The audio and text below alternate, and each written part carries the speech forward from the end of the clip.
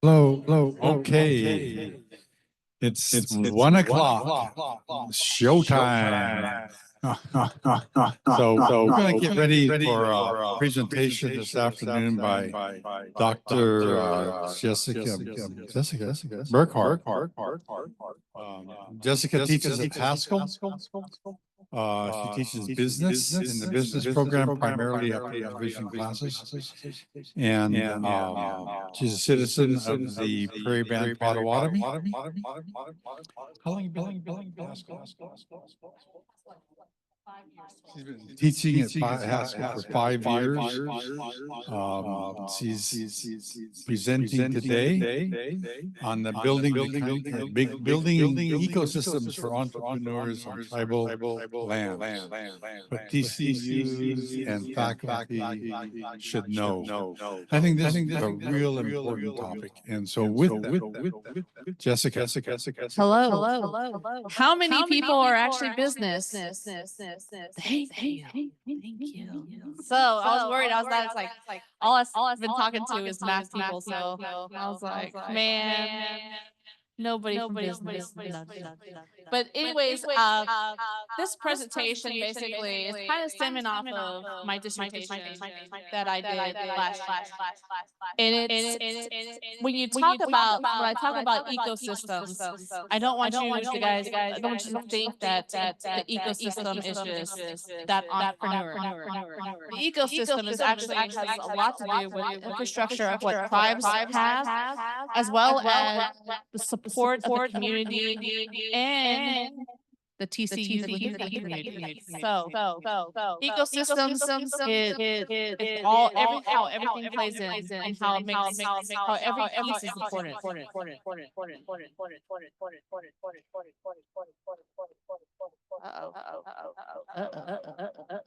Enter. So this presentation, of course, like every presentation you always have, I'm gonna talk a little bit about my findings in my dissertation, which was developing business strategies for Native American businesses.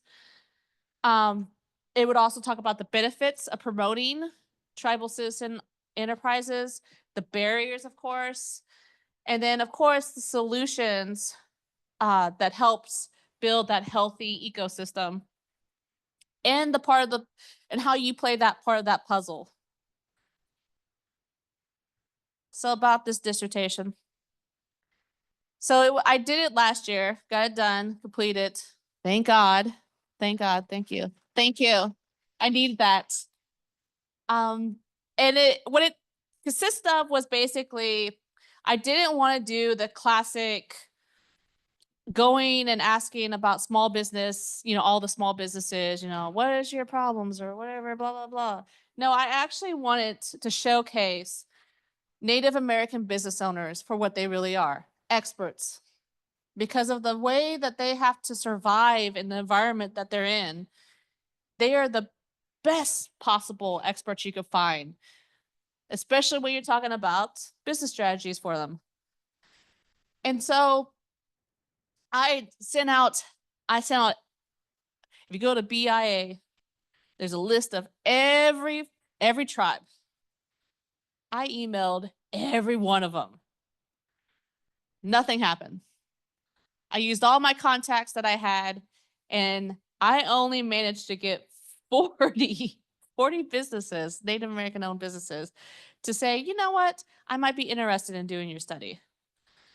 18 end up participating. So it was a small sample, but it was a good sample. Some of the things, of course, is they had to be, in business past 5 years, because if you teach business, that's where you're going over that hump. You're on the road to success. You found solutions to your problems and you're going to be okay. So then I thought, well, what regions? I'm from Kansas. So I did the Midwest range. So all the way from top to bottom, mountain to mountains kind of range. And I also then decided, okay, some of the reservations may be too small to even put a business. So I can't just sit there and just say, hey, these businesses that are outside the reservation, like they're in the same isolated location as the reservation. Why can I not include them in the study? And that is the reason why I decided to go within the 100-mile radius of a tribal lands, reservation, village. And so once I got this, I thought, okay, I thought I was cruising on this. All right. I thought this is going to be great. And then when I started digging more, I realized that there's only 24,000 and some change of Native American businesses that make up the whole small business, regular mid-sized business, any businesses in the US, out of the 2.8 million that's in the US. Which is kind of shocking to find out that how little amounts we have, but how much of an impact we make. So in that study, it basically examined these 15 different problems. You might see these problems in your own TCUs. I know one of the things, I live in Lawrence, Kansas. We still have technology issues at Haskell.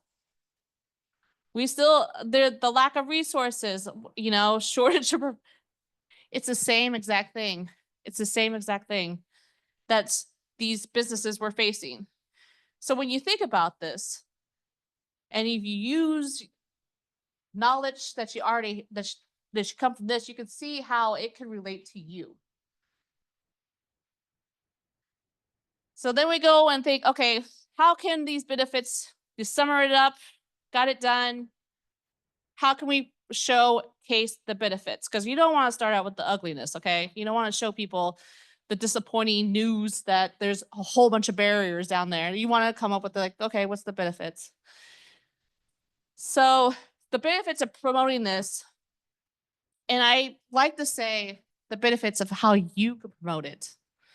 Because anywhere that people can come together in a community is a way that an entrepreneur can go to and have people to have customers. So the support you could do. And then of course, teaching, this is the biggest one, keeping the dollar and the leakage gap. Believe it or not, 70% of all money that circulates, or not, I wouldn't say circulate, 70% of the money that the community, that tribal community actually spends goes out to other folks. It does not stay in. So this is one of the things, and future research, if anybody wants to do it, is how do we stop this leakage gap? What kind of training do we need to do? What kind of like support do we need to give tribes to teach them, hey, if you would try to make businesses that will keep the money inside, then you have some economic development going on. And that's like something that I think everyone in this room could possibly do. Of course, then retain our cultural values and the support the need of the community. Create that wealth. You teach these, if you teach young enough, you can tell them, hey, there is a possibility that you can create a business that will be successful. They can have that business grow, make a succession plan, give it to the next generation. That is the generation wealth that you can teach into tribal members how to build from. And then we could talk about diversifying. I come from a tribe that has a casino. And it was probably 10 years ago when they start really kind of diversifying their things, because the casino is not going to be everybody's, it's not going to be the cash cow. You gotta have this diversifying thing. So they created an LLC, and that's a different story. I will tell you, that's a different story. But it's good that they did. It's our LLC is finally improving and getting better. So that's one of the things that you could definitely spread to the tribal community around you. And then of course, the skills, the gifts, the leadership, keeping them to stay, you know, within their community is what you guys do by teaching for tribes. And then it strengthens basically their sovereignty, because they've come more and more to be able to fund things like language, or even host ceremony events. So this is a way that you can strengthen it by promoting or telling the tribes that you're dealing with why this is so important to have this healthy ecosystem for their entrepreneurships. So then we go to the ugly, the barriers. So in the study, talking to the individuals and the participants, there was a lot of feedback about the psychology, basically dealing with being a business owner and having to drive 100 miles to the nearest Walmart just to have a banking institution. Those are some of the struggles mostly that they have to take that it's not feasible. Or better yet, trying to sell some bead work that you happen to be a phenomenal beader that goes around the powwow circuit, but then when you want to just stay home and say, hey, I want to have this beadwork to be able to sell on e-commerce kind of style, you got to have, broadband and stuff. You got to have internet capabilities. If the tribe does not have that, then obviously, how is that artist supposed to get their work out? So this is like one of the things why this barrier is such a damaging one emotionally. Two hat system, two world system, either which way you put it. Knowing the fact that when you tell students, especially your business students, that they have to learn this two hat system, I think teach it in a way that's a positive way, because you can still, there's a lot of tribes that I know, and I'll speak for just my LLC that I know for Prairie Band. There was a lot of times where they were fine getting one deal. They go, oh, we got a $1.5 million government contract. And they were fine with it. Business people, should you be fine with just one deal? No. So like teaching that, like telling them like, no, you got to keep on being competitive like other companies do or other businesses do. So it's really important that they know that. Lack of financial literacy. I don't know about you, but my tribe likes to give the 18-year-olds $100K from their trust and not teach them one bit about financial literacy. They don't know about credit rates. Most tribes don't know about the members there.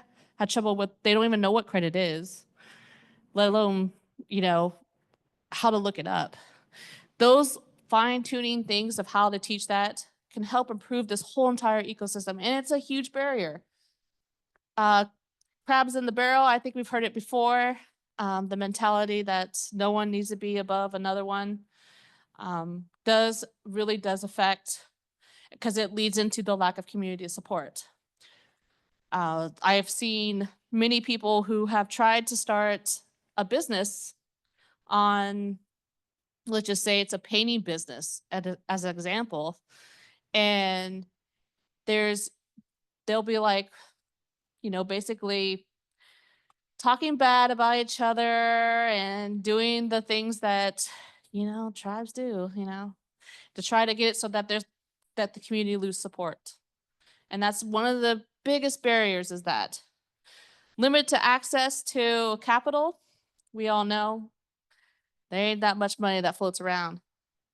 And if it does get capital, and this is the one thing that I think is funny when I talk about these barriers, is the government giving tribes money for like the Biden administration to do improvements on things. So like we talk about the FCC one for broadband, that they give. Well, if you're at a place where your tribe is in a state that they don't mix, where do you think that broadband runs along? It runs along a highway or an interstate. And if your tribe is 20 miles away from that, who's going to pay for that connection from the interstate to the tribe, and then be able to, because the tribe still has to buy all the equipment and stuff like that to make broadband. who's going to pay for that 20-mile distance? Especially if you don't have a good relationship with the state you're in. So these are one of the things that it's one of the things that I think that if you could work with tribal leaders to educate them on how important it is to have a relationship with the state, even though they might disagree with the state. This is one of the reasons why it's very important to have that. Education and knowledge in business. As you know, there's a lot of people who do food vendors. They do also, as well as, like I said, the artists, and well, they might think they're not a business, but they are a business. They are 100% a business. And so their knowledge in doing that, and even if they even talk about they make a good profit, taxation, dual taxation is a huge thing that confuses a lot of folks. So that's one of the reasons why that business knowledge is important. And it's a barrier in the same token. From the study, it was told that there was a lot of, there was not a lot of mentors. And as educators, you all have a position to be a mentor. So mentorship is huge, and it's was asked. So it's not like they're not asking for it. So, there's a way that you guys could fit in. And then, of course, the lack of inconsistent laws, rules, regulations, and procedures. We all know that this is a huge problem in a lot of different areas when it comes to doing anything with tribes. And each tribe is different because each constitution is different. Each set of laws are different. So that inconsistency is something that needs to be helped and worked on. And then the confusion of federal, state laws and regulations. There's a lot of them that will think that the state is going after them, when really it's just the matter of paperwork that they truly needed to do. So ideals to support tribal citizens is promote local buying. When you look at your TCU, what can you use, or who in your community can you use as members to help buy from them? And then create workshops, of course, if you can. Food safety license are needed now in my state. So for us, we're going to be teaching the vendors that we have, like, hey, let's get your food safety license so you can participate in more than just our events. You can participate in all the events in the state of Kansas. And that's something that the university is welcoming to do. And then incubator space. If someone wants to start a coffee shop, wants to start, say, like, even if they want to do tutoring, or if they want to do something, like, let them have a space, if it's within your wheelhouse to be able to provide it. And then using you guys as a resource is 100%, which means if there is a CDFI that wants to put on a workshop at your university, if there is anything that has to do with entrepreneurship or small business growth or business development, welcoming it and giving them that space is something you can do. And of course, encouraging K through 12 systems that are around you to start talking about financial literacy, because it's it's one of the most important things. And other ways you can help: financial literacy, number one. And then business plan assistance, succession plans, and other marketing support. Succession plans I really, really like to push on, because if you have a business that's in that community, they need to find someone they're going to designate to take over, because it always seems like the family member that they think they're going to take over the business is not going to take over the business. So helping them try to help find that individual to take over is great. Marketing, teaching them how to do marketing in general is it could be as easy as a flyer or supporting. And then provide those roundtables and mentorship support and assist in writing grants.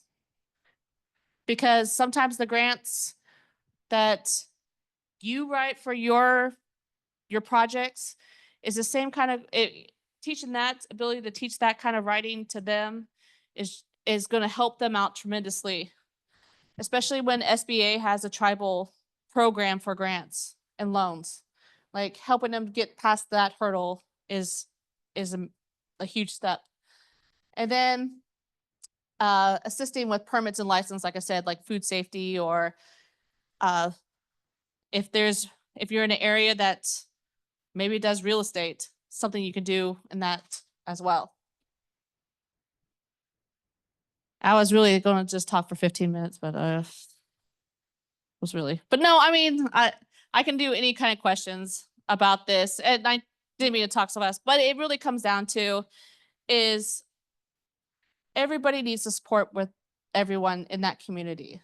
And if your university can promote that and show the community how important it is, it will really lead ahead, especially when the turmoils of a lot of tribes, like I was saying about the painting, and I've seen this as a live example, is there was a project in the casino. It was a casino project of painting a wing. And there was a local member who had a painting business. And then there's also dealing with the tribe who has a construction, which have painters there too. And bidding on that project was a huge thing because half the people were like, this is something that the LLC should do because it's our tribal business. But then on the other hand, they didn't want to help that individual do that training. I mean, get that bid for that painting job. And so what happened is that led to no growth. And when no growth happens, none of the economic development will happen. And economic development not only helps the community, but helps you all, because I'm pretty sure that, it could help you support you on more projects and more ideals that you have. So everything's full circle. Any questions? Wow, clear as it can be. Nobody has any questions. Okay, we got questions. Let me get you the mic. I was about ready to walk over and give you my mic. Question I want to ask is, do you have any ideas of how to find more business mentors, recruit business mentors, and how to find them?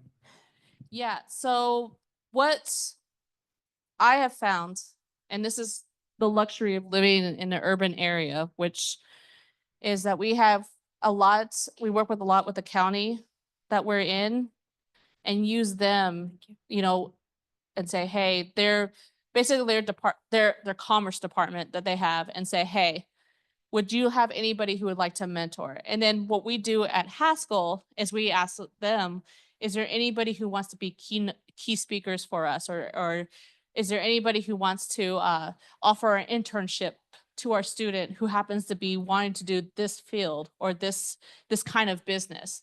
And it's been successful so far, fingers crossed, but it's been successful. Okay. Hi. I just wanted to ask, what are your feelings about when your competitor is the tribe? For example, on the Navajo Nation, the Navajo Nation owns everything. And it's really, really hard to open a gas station there because they own all the gas stations. And there's a lot of businesses that fail because they're in direct competition with the tribe. What are your thoughts on that kind of approach, like maybe encouraging entrepreneurship before tribal ownership, or I don't know, just throwing that out there as I teach tribal sovereignty too. So it's weird because I teach all these business courses, then I teach tribal sovereignty. And so the scenario that I make the students go through is basically this example: tribes, companies versus just a regular entrepreneur. And every single time, it's always a deadlock when it comes to voting on whether or not like to let, because they play tribal council. It's really ridiculous, but it's really funny at the same time. But I think that going to the government and advocating for entrepreneurship in tribal members, and I know how hard it is, but it's something that you just have to keep on sticking to the side, like sticking them to the side about it and telling them they have to support, because there's no way that, I mean, if it's just all tribal businesses, there's no way they're going to have healthy competition to make them even better.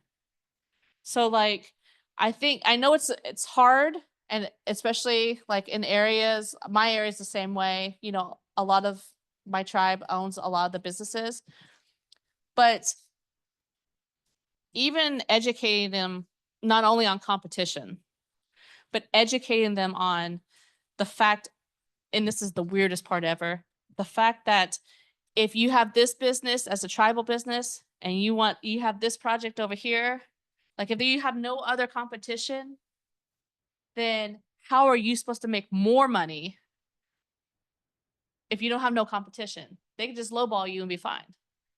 So it's like having them to understand like healthy competition is good.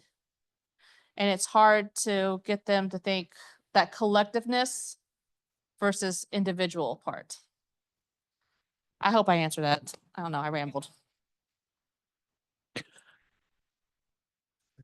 Go ahead. No, just to to follow up with that previous question, on my home res, the tribe has in our constitution something about a large percent of a local business managed by a private tribal member would owe, you know, whatever percent back to the tribe. Taxes. It's a ridiculous high number. I think it's around 30%. Is And it so taxes? there's only one tribal business on our home res, and they were grandfathered in prior to that amendment being changed in the Constitution.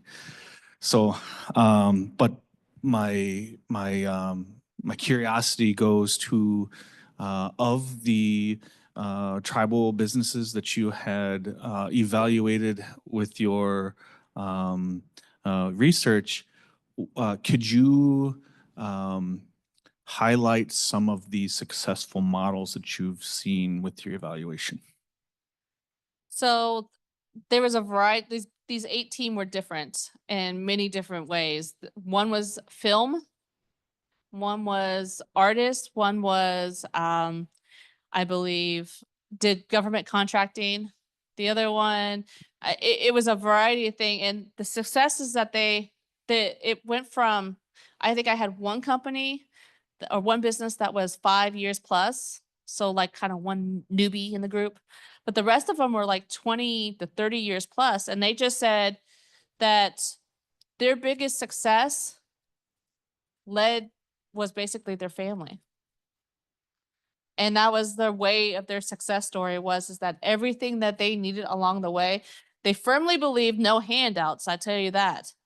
They were very prideful business owners, and they're like, no handouts. We got to do everything. Pull up your boots and let's go.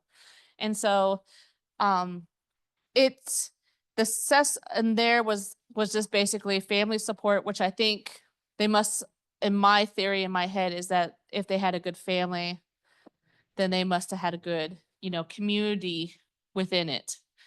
And so that's the portion I think was what made them successful. But they also did things within their community that feeds into what the community needs were. So.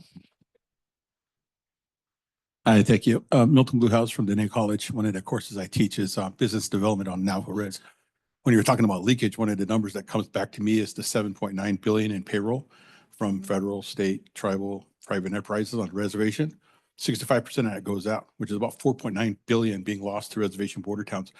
And so one of the questions you ask is, how do we stop leakage, right? And as much as it's about, you know, raising awareness about doing business within the reservation, you have a problem, right? Obviously, you don't have enough of a retail economy established yet for those monies to flow back in. You can't even buy a haircut on the Navajo reservation, you know what I'm saying? And so the big point then is that for me in the conversation in class is that there's this social psychological component to colonialization and external economies that raises the conversation about how do we think and how do we understand going to town relative to tribal sovereignty and economic development within community, but still have the problem of a lack of retail industry within the res. Then the other part too, related to the Navajo tribal enterprises, right? They have Navajo Agricultural Farms Incorporated, Products Incorporated. We have Navajo Oil and Gas, right? And so one of the things is that, yes, the enterprises are a very large component for competition, but I think it's restructuring the conversation about how do we work with existing infrastructure. For example, a co-op program that utilizes resources and technical information training from Navajo Agricultural Products Incorporated to a co-op system where those resources are utilized with Navajo farmers out there. And we have NAPI, who has access to a much larger market area, purchasing the produce and farm products that local growers in the co-op are, creating, making, growing. And so I think that sometimes the point being is that there is a fundamental, how would you say it? Way of thinking, a shift of view, a way of looking at it much more differently than within the context of what I call the Western hegemonic economic construct, the matrix in a sense, that I don't think will work if we continue to utilize the same and tried true principles that govern economic development from a Western perspective.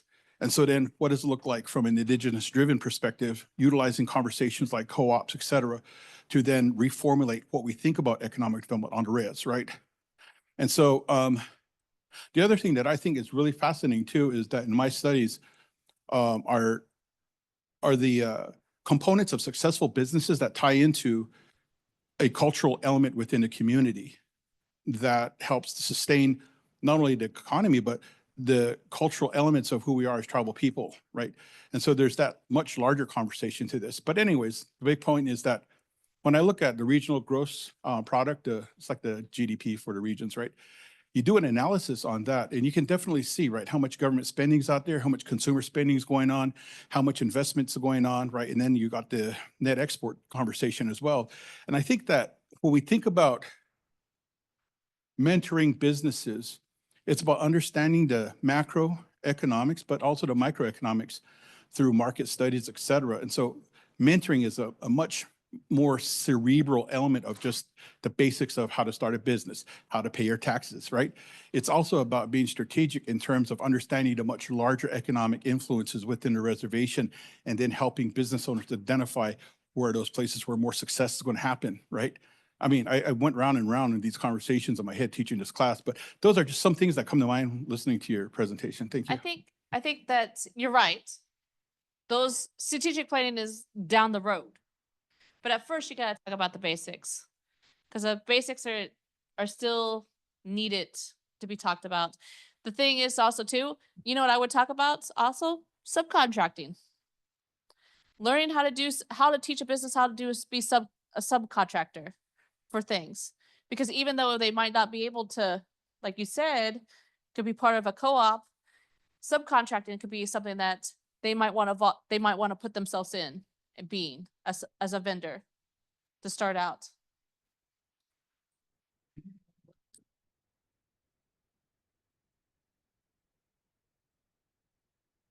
Jessica, Right. Yay. this presentation. Thank you. Oh, and I'm going to do a shameless plug. So each year at Haskell, I throw a entrepreneurship summit.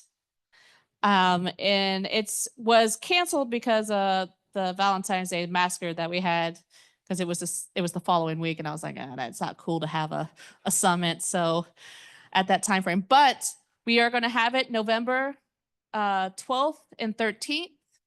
I welcome anybody and everyone, TCUs, to come down. It usually has a lot of talks from ag biz, what's going on in the government system, to breakout sessions to teach how to start an LLC and all the little fun stuff that goes with that, all that jazz. But There's also in between the nights, I love to have this pitch contest and have students come and pitch. So if you come down, you bring some students, I encourage them to have a business pitch because I like to hear them. And then we have the little judge panel and they judge them. And so you're all welcome to come. Thank you, Jessica.